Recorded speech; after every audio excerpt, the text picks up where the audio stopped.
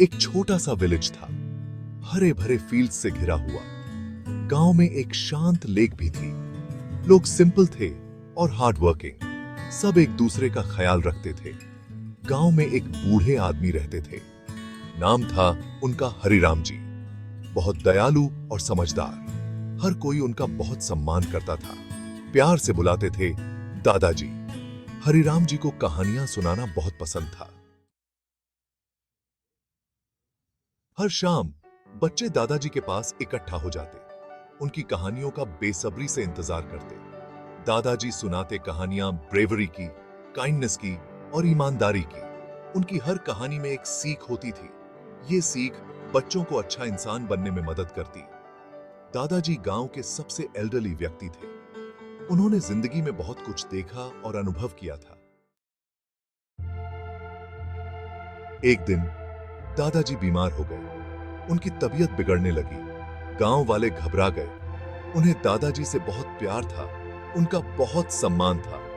सबने डिसाइड किया कि दादाजी के लिए एक सभा करेंगे। सब चाहते थे कि दादाजी खुश रहें। सब लोग इकट्ठा हुए। दादाजी को आराम से बैठाया गया। दादाजी ने सबको देखा। उनकी आंखों में प्यार था और कृतज्ञता थी। बोले, मेरे प्यारे बच्चों, आज मैं आपको एक आखिरी कहानी सुनाना चाहता हूं। सब लोग ध्यान से सुनने लगे। दादाजी ने एक ऐसी कहानी सुनाई जो सबके दिल को छू गई। यह कहानी थी एकता की और प्यार की। यह कहानी बताती थी कि कैसे एक छोटा सा गांव मिलकर बड़ी से बड़ी मुसीबत का सामना कर सकता है। कहानी खत्म हुई तो सबकी आंखों में आंसू थे। दादाजी की आवाज धीमी हो गई थी।